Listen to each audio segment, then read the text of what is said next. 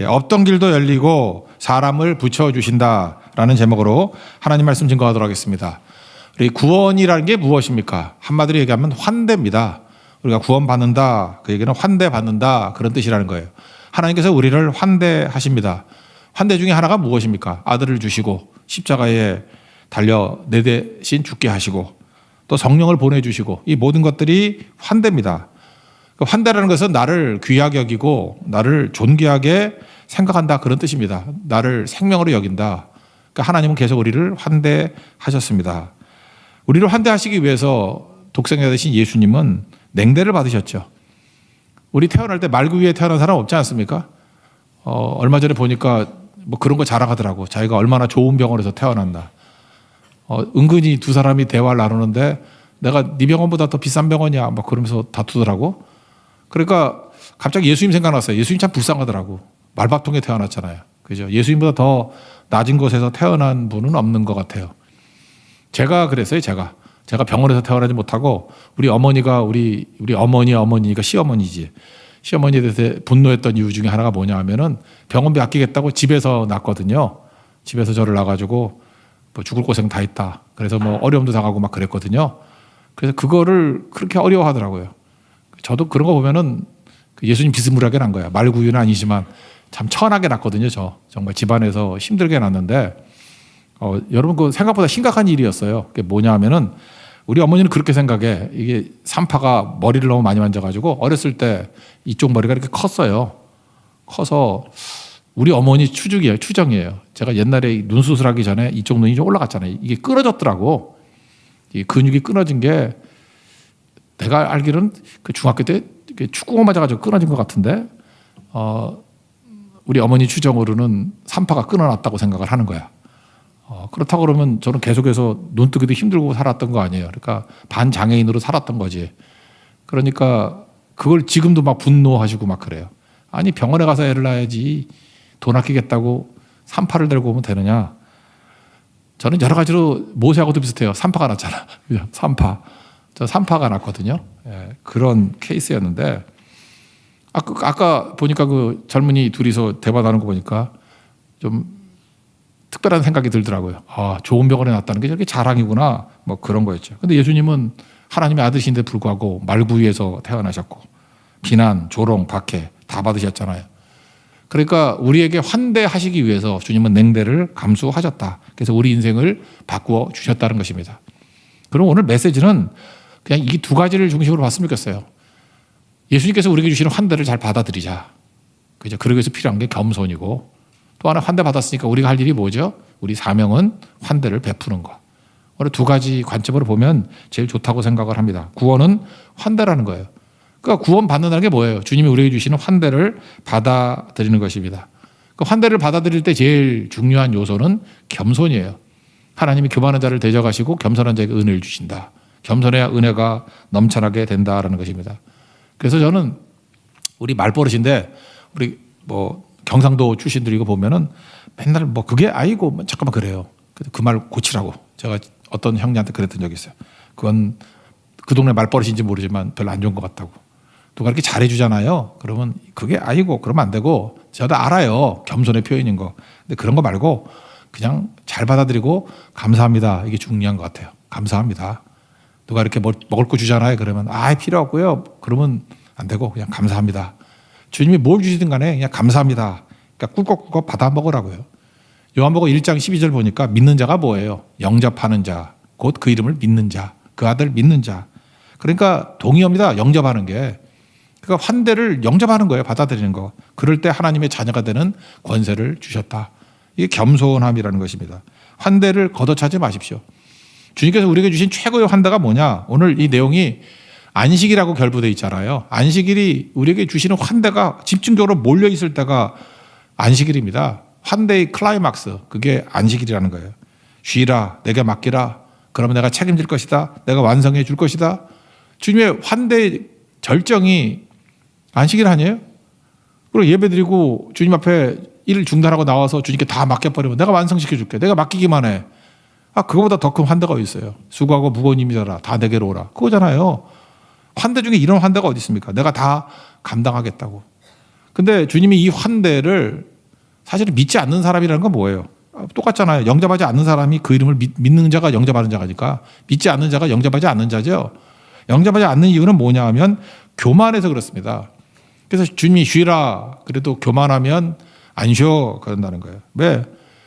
까짓것 나도 힘이 있어요. 뭐 주님 잠깐만 그러지 마요. 나도 힘이 있어. 나도 돈 있어. 내 힘으로 할 거야. 내 능력으로 할 거야. 난 딴 데 못 믿어. 그게 교만이죠. 그래서 쉬래도 쉬지도 못하고 맡기래도 맡기지도 못하고 다 내가 한다라는 것입니다. 그러니까 진정한 안식이란 건 뭐냐면 예수님이 우리에게 주시는 환대를 받아들이는 거예요. 내가 대신 쉴게. 너는 쉬어도 돼. 맡겨도 돼. 내가 완성시켜 줄게. 주님이 그런다 그러면 맡기는 거 그게 겸손함이죠. 교만하면 안 된다는 것입니다. 그래서 뼛속 깊이 있는 교만은 하나님의 호의조차도 거절한다는 거예요. 계속 싫다 싫다 그러는 것입니다. 그래서 아무것도 안 되는 거죠. 여기 보니까 환대를 받아들이는 대표적인 사람이 수종병 환자죠. 수종병.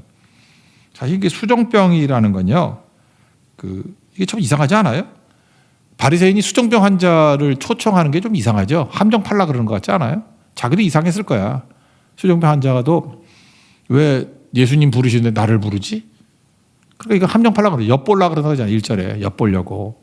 그래도 예수님이 오신다라는 얘기를 듣고 그 초대에 응합니다. 그러니까 뭐예요? 환대에 응한 거죠. 저도 우리가 다 수종병 환자 같은 존재들인데 예수님이 부를 때 찾아가는 게 중요하다고 생각합니다. 1절 하반절 보니까 엿보고 있더라 그랬죠. 2절 주의 앞에 수종병 든 한 사람이 있는지라.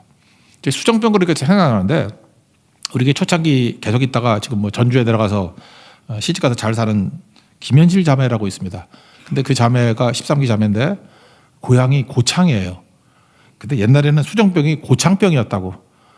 저한테 맨날 창피해 죽겠어요 목사님. 우리 고향이 고창인데 고창병 해가지고 기분 나빠 죽겠다고.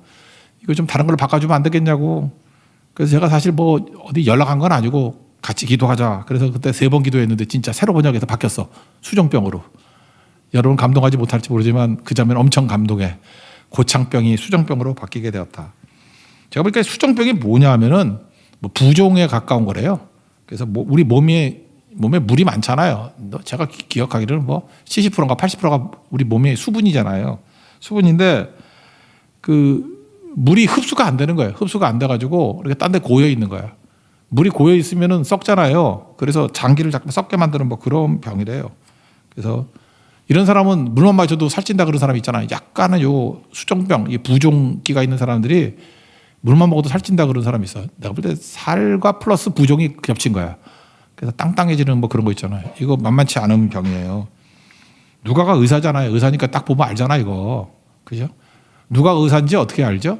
골로새서 4장 14절에 보니까 사랑받는 의사 누가 이렇게 나와요. 그러니까 골로새서가 없었다 그러면 누가가 의사인지 몰랐어 우리는. 근데 골로새 4장 14절에 딱 나와서 의사 누가. 그래서 안 거죠. 근데 이게 사복음서에 여기만 나와요. 수종병은. 그런 거 보면은 누가는 그 병을 본 거야. 저거 수종병이야. 보면서 저 특이한 병인데 제가 주석 같은 데 보니까요.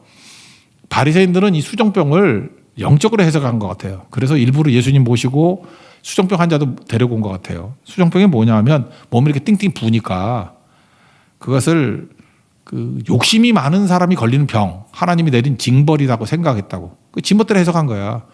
그러지 않아도 병 나서 힘들어 죽겠는데 계속해서 그거 갖다가 나쁜 의미로 해석을 하는 거죠. 욕심 덩어리에게 내린 병. 그래서 수종병, 이게 주석에 이렇게 돼 있더라고요. 돈 사랑하는 사람이 걸리는 병. 그래서 수종병 걸린 사람은 그러지 않아도 힘든데 영적인 덕까지 씌워놓은 거죠. 저 사람은 욕심이 많아가지고 저런 거야. 근데 실제로 누가복음 16장 뒤에 14절 보니까 바리새인들이 돈을 좋아하는 자들이다 이렇게 나오잖아요.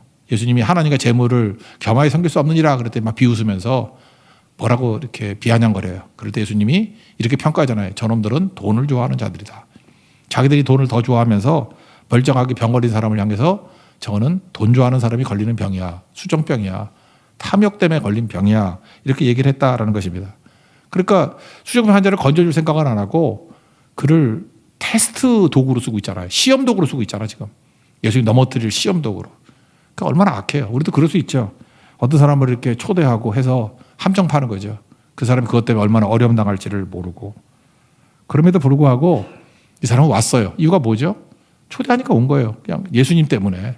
예수님의 환대가 있을 거라는 걸 믿고 주님 앞에 왔죠. 예수님이 뭐라 그럽니까? 3절 보니까 안식일에 고쳐주는 게 낫냐 안 고쳐주는 게 낫냐. 그리고 5절 네 아들이 만약에 그 우물에 빠졌다 그러면 아들이나 소가 우물에 빠졌다 그러면 놔두겠냐. 여기서 약간 뉘앙스가 있죠. 이 수정병 걸린 사람이 하나님의 아들이다. 그죠? 그렇게 얘기하죠. 아들이다.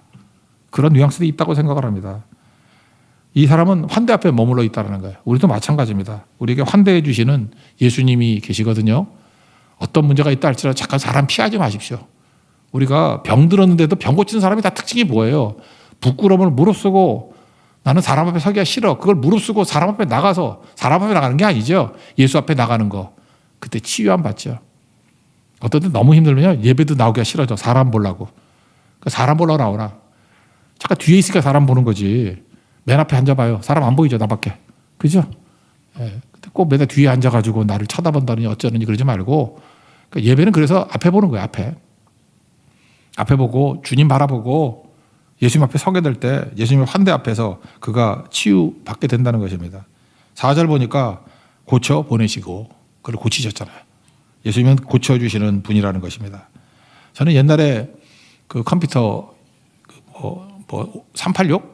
486 뭐 이럴 때 펜티엄 쓸 때 그때 이렇게 컴퓨터 앞에 써놨던 구절이 베드로전서 5장 5절이에요. 하나님은 교만한 자를 대적하시되 겸손한 자에게 은혜를 베푸시느니라. 나는 그거를 항상 붙여놓고 있었어요. 어떤 사람은 그러더라고요. 컴퓨터 킬 때 뜨게 만들지 왜 그걸 한심하게 붙여놓고 있냐고. 저는 아날로그 시대인 것 같아. 화면 뜰 때도 좋지만 그냥 바깥에 꺼져 있을 때도 붙여있는 게 좋더라고. 그래서 컴퓨터에 이렇게 붙여놓으니까 제가 많이 조롱을 많이 당했어. 그죠? 왜 저걸 밖에 붙이고 있냐고. 맨날 보고 싶어서 그랬어요. 맨날 보고 싶어서. 그런 거였거든요. 마음을 지키는 말씀 또는 초심으로 돌아가는 말씀이에요. 제가 오늘 제목인데 이게 제 간증이에요. 제가 교만할 때는 내가 마음이 높아지잖아요. 하나님 없이도 내 힘으로 살 수 있어. 나 대단해. 말을 하든 안 하든 내 마음속에 교만이 있는 거 본인이 알잖아요. 길이 막히더라고. 그래서 사람들이 떠나가야 합니다. 근데 내가 박살이 나고 난 다음에 주님 불쌍히 여겨주세요. 스파나가 니조마. 하나님 나를 도와주세요. 건져주세요. 겸손함 아니에요. 하나님을 의지하는 거. 그때 없던 길도 열리더라고요. 길이 없었거든요. 그때 겸손하면 길이 보이거나 열려요. 그리고 사람들을 붙여주시더라고. 그래서 위기 가운데 그 사람 붙여주셔가지고 겨우겨우 살아나고 그럴 때가 되게 많았어요. 겸손할 때 하나님께서 은혜 주시는 게 그런 거라고. 없던 길도 열어주시고 사람도 붙여주신다. 그 다음 에피소드에 나오는 것도 그거죠. 겸손이 얼마나 중요한지를 보여주기 위해서 그 자리 얘기하잖아요. 7절부터 11절까지 쭉인데 청함받은 사람이 쭉 있다. 그럴 때 높은 자리에 앉으려 그러지 말아라. 그리고 야 높은 자리에 앉았다가 더 높은 사람이 와가지고 너 저 끝자리를 가. 그러면 얼마나 부끄럽니. 그러니까 청함받았으면 아예 처음부터 끝자리에 앉아라. 겸손함이 중요하다. 그러면 나중에 그 사람이 거기 있을 자리가 아니라 그러면 주인이 호스트가 일로 오세요. 높은 자리에 앉으세요. 그럼 그때 앉는 게 그게 영광스러운 거 아니냐. 상식적인 얘기죠. 그러면서 11절에 무릇 자기를 높이는 자는 낮아지고 자기를 낮추는 자는 높아지리라. 이게 너무 재밌어요. 수동태예요 다. 이게 주어가 다 생략되어 있다는 건 누구예요? 하나님이 주어라는 거거든요. 하나님이 자기를 높이는 자는 낮아지게 만들어버리고 자기를 낮추는 자는 높아지게 만들어버린다 그런 뜻이에요. 하나님이 하신다. 하나님이. 얼마든지 하나님이 하실 수 있죠. 그걸 믿고 의지해서 이건 나아가야 된다는 것입니다. 헨리 나우엔의 책 보면은 헨리 나우엔이 우리 인간의 죄성 가운데 하나는 마음의 상향성이 있다고 했어요. 상향성. 이게 교만이래. 자꾸 높아지려고 하는 마음. 이것에서 벗어나지 않으면 안 된다. 그래서 윗자리는 왜 윗자리로 가려고 그러느냐. 그게 선악과의 자리라는 거예요. 잠깐 판단하려고. 여러분 높은 자리가 내려고 하는 이유가 뭐예요? 내가 선악을 판단하려고 저거 옳아 틀려 판단하려고. 그러니까 그게 선악과의 자리라는 거예요. 그래서 인간의 상향성이 교만이고 교만이 죄의 본성이다. 그래서 성령께서 우리께 은혜를 주시면 변화가 되는 게 뭐냐? 헨리 나우엔 표현이에요. 하향성, 마음의 하향성. 낮은 곳. 낮은 곳에 내려가면 하나님의 시선은 낮은 곳에 머무르기 때문에 하나님의 시선을 회복하게 된대. 다 보이게 되고 그 다음에 하나님의 시선을 한 몸으로 받는 존재가 된대요. 자기가 하버드 교수로 있을 때는 상향성이죠. 하나님이 날 보고 계신다는, 하나님의 시선이 하나도 느껴지지 않았는데 토론토에 있는 데이브레이크 거기 가지고 가장 낮은 곳, 하향성 될 수 있으면 더 낮아지려고 그랬더니 어느 순간 깨보니까 하나님의 모든 시선이 나를 쳐다보고 있는 코람데오, 하나님 앞에 서 있는 내 모습을 발견하게 됐다는 거예요. 그때 은혜를 발견하고 기쁨을 발견하고 감격하게 되었다, 그런 얘기입니다. 오늘도 여러분들 마음이 뻥 뚫리고 뭔가 이렇게 공허하신 분들 잠깐 상향이에요. 높아지려고 그러다 보니까 높아져 놓으면 남 판단해가지고 욕먹고, 높아지지 않으니까 실망하고 낙심하고, 텅 빈 마음에 하나님 만나지 못하고. 근데 하나님 만나는 곳은 어디냐? 낮아지는 곳이. 그죠? 하향성. 거기에 하나님의 은혜가 있게 된다는 것입니다. 잘 보세요. 예수님 지금 누굴 만난 거예요? 초대는 바리새인이 했는데 예수님 만나준 거는 수정병 환자를 만나잖아요. 자기 모든 거 다 내려놓고 함정인지 알고 자기 돈만 좋아하는 자가 걸리는 병이다 그러면서 놀리려고 부르는 것도 알고 있었을 거라고. 근데 와가지고 예수님의 환대 앞에 서 있잖아요. 치유받고 인정받고 가더라는 것입니다. 그 여기서 보면 누가 제일 높아졌죠? 수정병 환자가 제일 높아졌잖아요. 자기를 높이려고 하면 낮아지게 만들어버린대요. 수동태라니까요. 신적 수동태예요. 하나님 그렇게 만드신다고요. 그리고 여러분이 낮추면 부력하고 똑같은 거죠. 물에 약간 튜브 같은 거 놔주려고 그래봐요. 그럼 나중에 팍 튀어 올라가 버리죠. 반발심으로. 내가 너를 높아지게 만들어 버리리라. 그 길 걸어가는 하나님 종 되기를 바랍니다. 그래서 우리에게 필요한 게 뭐냐면 누구나 이렇게 환대 앞에 서 있는 게 되게 중요해요. 여러분들 하나님께서 우리에게 환대 주신다 그러면 이렇게 복 주신다 그러면 거기 앞에 맨날 서 있는 거예요. 예배 때 은혜 주신다. 예배 귀하게 여기고 마지막까지 축도까지 다 받고 가고. 근데 어떤 사람은 마음이 교만한 거예요. 나 중심인 거야. 내가 필요한 설교 딱 들으면 돼. 나머지 쓸데없는 거 안 하고 차 막히기 전에 뛰쳐나갈 거야. 그래서 축도 끝 하기도 전에 나가는 사람이 있는 반면에 있을 어에 나가는 사람이 있어. 다에 나가는 사람이 있고. 그죠? 그거 내가 볼 때 복이 없는 거라고. 그게 교만함이에요, 교만함. 나는 나 중심으로 취사 선택해서 얻고 내가 결정해서 가겠다는 거예요. 난 필요한 것만 얻겠다는 거예요. 그게 교만이죠. 근데 은혜는 뭐예요? 푹 잠기는 거거든. 하나님의 은혜 안에 잠기는 거. 나는 그 환대 앞에 서는 거에 대표적인 예를 그런 걸 들어봤어요. 남자들이 제일 싫어하는 게 여자들 쇼핑할 때 따라다니는 거거든. 정말 힘든 거야. 힘든 건데 이분은 항상 밝게 살아가는 분이에요. 밝게 살아가는데 이유가 뭐냐 그랬더니 이제 나이가 들면 그 아내가 남편한테 잘 안 하잖아요. 잘합니까? 친절하지도 않고 정말 생존이 힘든 인생을 살잖아요, 남자들이. 안 그런가요? 그런 집들이 많은데 이분도 뭐 그랬겠지 뭐. 나이를 볼 때 뭐 40대 후반이니까 뭐 이렇게 아내가 잘해줄 것 같지도 않아. 근데 자기 아내 쇼핑할 때 꼭 따라다닌대. 이유가 뭐냐? 아내가 웃는 모습을 보고 싶어서. 아내가 웃는 모습은 쇼핑할 때밖에 없다는 거예요. 그래서 아내가 쇼핑할 때 가서 이렇게 짐 지켜주고 뭐 따라가지고 가면 그때 확 웃어준대. 그때가 유일하게 자기가 환대를 받을 때래. 내가 볼 때 약간 비참한 것 같은데 그 환대가 있는 장소에 가서 그 환대를 받으면서 영적으로 충만해지는 형제예요. 대단한 사람 아니에요? 그죠? 그러니까 이런 식으로 살아가니까 뭐 어디 가든지 일이 막히는 데가 없어. 사업을 할 때에도 뭐 이런 식으로 가서 환대하는 데 가서 같이 웃는 거에 웃어주고 기뻐하고 이런 거를 잡을 줄 아는 사람이에요. 이게 들어서 안 간다 야 내가 뭐 이러면 안 되죠. 그래서 내가 이 형제가 왜 모든 일에 사업도 잘하고 이렇게 잘 되는가 할 때 안 게 그거예요. 환대를 받을 줄 아는 거예요. 절대로 환대를 안 해줘도 환대해 주는 거 한 포인트를 잡고 거기서 그냥 뿌리 뽑을 때까지 받아내는 거예요. 그러니 그 아내도 대단해. 그래도 안 변해 그 여자는. 하여튼 그래도 받아내고 하니까 살아가는 거죠. 근데 우리가 믿는 예수님은 그런 분 아니시거든요. 이거보다 훨씬 더 환대해 주시는 분이에요. 그죠? 누구나 오라. 예수님께 가가지고 버림받은 사람 봤습니까? 예수님께 환대 받아야 우리가 삽니다. 또 다른 말 은혜 받아야 삽니다. 주님 공급해 주시는 거 받아야 살아요. 내 힘으로 못 살아요. 그게 겸손이라고. 주님 주시는 환대를 받으십시오. 겸손함입니다. 그럴 때 우리 삶이 풍성해지고 승리하게 될 것입니다. 지금도 강력한 사람들의 특징이 뭐냐? 예수님이 주시는 환대 많이 받은 사람이 강력한 거예요. 근데 예수님 환대가 필요 없다. 그래서 예수님의 적대시하면서 냉대시하면서 가는 사람이 아무것도 아니라는 거예요. 우리 모든 성도들, 우리 교회는 다 부족하고 주님 앞에 항상 죄인입니다. 불쌍히 주세요. 주님의 은혜 아니면, 주님의 환대 아니면 살 수가 없습니다. 주님의 환대로 살아가고 은혜로 살아가고 주님이 채워주심으로 살아가는 능력의 종들 되기를 축원합니다. 그럼 그 다음 두 번째 우리를 부르신 사명이죠. 근데 나오잖아요. 흐름이 있어야 된다고. 떡을 물 위에 던지라면 오늘 아침 말씀도 그죠? 우리가 받았으면 그죠? 이게 환대를 받아서 환대해야 되겠죠. 우리 최근에 살폈던 게 뭐가 있었죠? 그 수냄 여인. 그 엘리사 환대했더니 뭐 아들도 얻게 되고 뭐 죽었던 아들 살게 되고 뭐 다 그런 거 나오지 않아요? 환대가 주는 축복. 환대는 어떤 사람이 줄 수 있는 최고 좋은 걸 주고 떠난다고. 그래서 우리 환대해야 돼요. 환대할 때 능력이 나타나게 된다. 그런 거죠. 수종병 환자 이거 보세요. 바리새인은 환대 안 했죠. 이걸로 테스트 도구로 삼고. 나쁜 사람들 아니에요. 근데 예수님 환대하셨잖아요. 우리 예수님의 제자들이라며 우리도 환대할 줄 아는 그런 것들이 있어야 된다는 것입니다.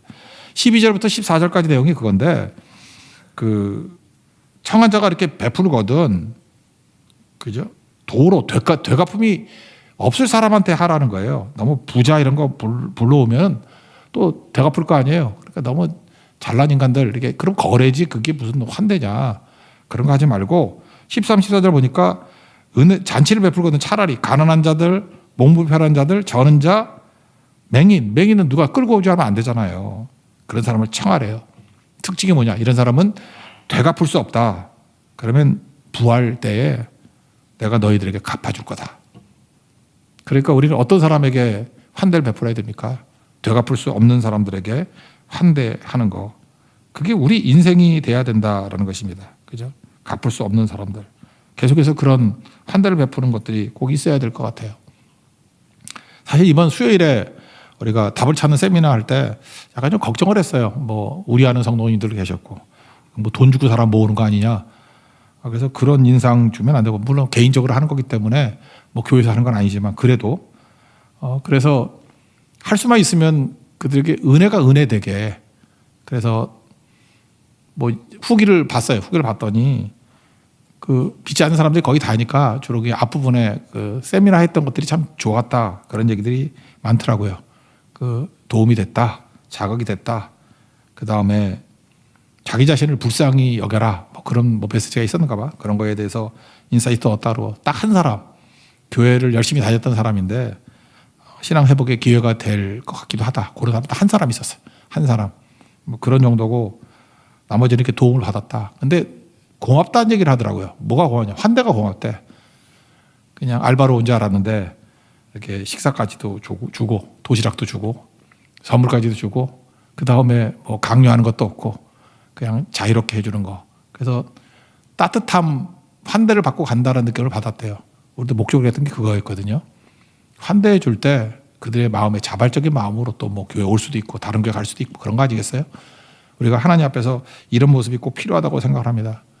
하나님 백성들이 환대하고 은혜를 이렇게 흘려보내면 그 신명기 28장에 나오지만 신명기 14장을 보니까 19절에 이런 말씀이 나와요. 너희 분깃 중에 너희 가지고 있는 그 돈들이 있잖아요. 근데 기업이 없는 레위인과 그러니까 레위인은 뭐 월급이 없잖아요. 거기는. 그러니까 이렇게 분깃이 없는 기업이 없는 레위인과 성중에 거리하는 객, 나그네 그리고 고아와 가부 가난한 사람들 와서 먹고 배부르게 하라. 너희들 돈 가지고. 그러면 내 하나님 여호와께서 내 손으로 하는 범사에게 복을 주시리라. 하나님 약속하셨어요. 우리가 환대하면요. 주님께서 우리에게 몇 배로 채워 주신다라는 것입니다. 이거 진짜 맞는 것 같아요. 이거 뭐 간단하게 제가 그냥 이제 뭐 간증 같은 체험 같은 얘기를 한다 그러면 제가 옛날에 그 집회 다니고 할 때 있잖아요. 그러면 저는 이게 호텔에 묵는 게 별로 안 좋았어. 그냥 이렇게 가정집에 묵는 게 좋더라고. 그래야 뭐 한국 음식도 먹고 외국 같은 데 가면은 한국 음식도 먹고 뭐 그때는 외국 음식 잘 못 먹었을 때니까. 그리고 진짜 어떤 가정 속에 들어가서 외국에 살아간 느낌이 들잖아요. 그래서 그런 데 많이 머무를 때가 많이 있었는데 묘한 게 뭐냐면 어떤 도시 가면은 이게 묵는 집에 자주 묵게 되잖아요. 그 집에서 계속 하니까. 근데 묘한 게 뭐냐면 집에 가서 머무르는 집은 다 잘 되는 거야. 그래서 하나 원칙을 배웠다니까 깨우쳤다니까요. 수십 년만 그런 게 아니고 이렇게 말씀 증거하는 사람들 이렇게 그것뿐만 아니라 그분 집은 뭐 가난한 사람 뭐 진짜 고아와 객 다 맞이하는 집이에요.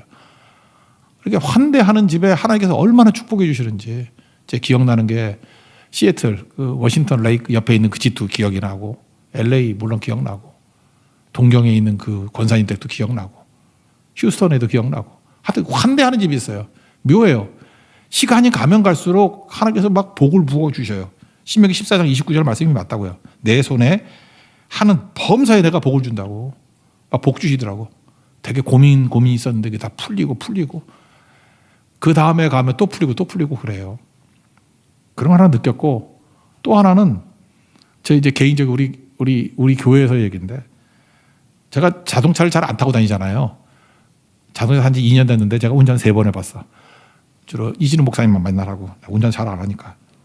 근데 제가 새벽에도 그렇고 오늘 조금 전에도 그렇고 뭐 이렇게 저를 자동차 태워다 주는 분들이 있어. 아니면 제가 뭐 그냥 지하철 타고 오는 경우도 있는데 태워다 주는 분들이 있어요. 근데 저를 주기적으로 태워다 주는 분들이 솔직히 말해서 다 잘 되는 거야.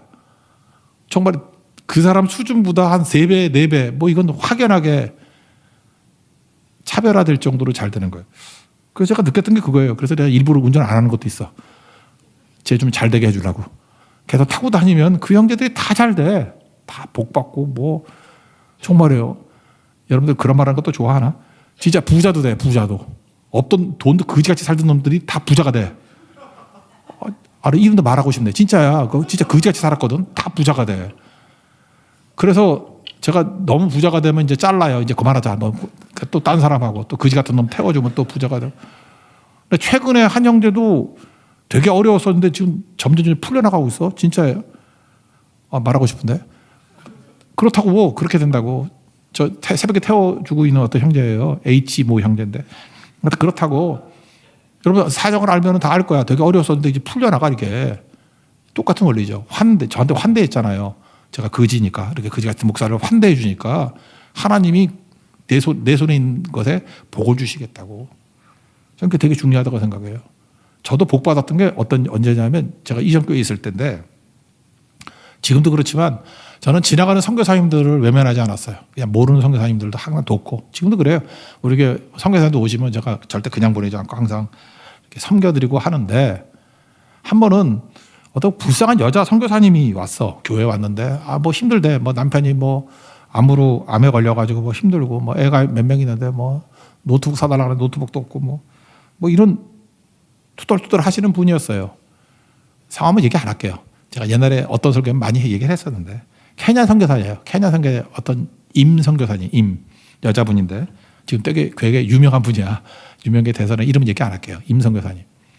그때 왔을 때 그냥 보통 강사비 주면 되잖아요. 근데 그때 강사비를 얼마 줬나? 그때 한 30만 원 줄 때였어요. 30만 원 정도 줄 때였는데 그때 물가에 꽤 됐을 때인데 그럴 때에 갑자기 뜨거운 마음이 생겨가지고 기도하는 가운데 이분을 좀 잘 돕고 싶다. 남편도 암으로 투병하고 있고 뭐 자녀들도 힘들고 뭐 쉽지 않겠다. 근데 이분이 그날따라 이렇게 간증 설교를 하셨는데 대박을 터뜨린 거예요. 너무너무 은혜스럽고 교인들이 너무너무 좋아했던 거예요. 그래서 그냥 그날 즉석에서 헌금을 했어요. 헌금을 해서 드렸는데 그분 얘기가 자기 역사상 가장 많이 받았던 거래요. 1,700만 원 들어갔거든요. 지금도 1,700만이 큰데 15년 전 한 17년 됐나? 그 전에 그거 다 드렸어요. 다 드렸더니 그분이 그 다음부터 돌아다니면서 계속 제 얘기하고 다니고 그거 받은 얘기 간증 그게 하나의 스토리가 될 정도의 일들이 됐다고요. 근데 제가 이 얘기를 왜 하느냐 하면요. 그 사건 이후에 사건이라 그래야 되나? 그 이후에 제가 교회가 2배 부흥했어. 순식간에. 그래서 제가 느낀 게 뭐냐 하면은 저한테도 은혜였어요. 그분도 은혜지만 야 하나님께서 얼마나 환대를 귀하게 여기시는지를 알겠더라고. 그분이 어려움 당해서 하나님이 이게 만나게 해주신 거 아니겠어요? 근데 우리가 최선을 다해서 환대를 했거든. 심적으로, 뭐 영적으로, 물질적으로 환대해 줬더니 하나님께서 양쪽에 다 부흥해 주신 거예요. 거기도 부흥했지만 뭐 교회도 너무 넘쳐나게 만드신 거예요. 우리 환대 받았잖아요. 엄청난 은혜 받았잖아요. 값없이 은혜 받았잖아요. 우리가 해야 될 일, 환대해야 된다는 것입니다. 아브라함. 히브리서 13장 2절이 아브라함 얘기죠. 손님 대접하기를 잊지 말라. 부지 중에 천사를 대접하는 일도 있느니라. 아브라함 아니에요? 아브라함 우리 믿음의 조상 아니에요? 환대는 우리의 전통입니다. 그리고 예수님의 명령이고 환대받았습니다. 환대함을 통해서 많은 영혼들을 살려갈 수 있는 우리 하나님의 종 되기를 바랍니다. 그래서 오늘 이 말씀을 통해서 우리가 지금 뭐 2배, 3배 이 정도가 아니라 그냥 폭발적인 은혜의 폭발 일어나기 위해서는 일단 우리가 예수님의 환대를 받는 존재가 되는 거, 감사합니다 하고 받는 거, 그럴 때 우리가 살아납니다. 그리고 받은 걸 가지고 이제 환대하는 종들이 될 때 상상도 못하는 어마어마한 일들이 벌어지는 능력의 종이 될 것입니다. 그런 승리를 맛보는 믿음의 종 되기를 축원합니다. 자리에서 일어나겠습니다. 은혜의 힘입니다. 전하겠습니다.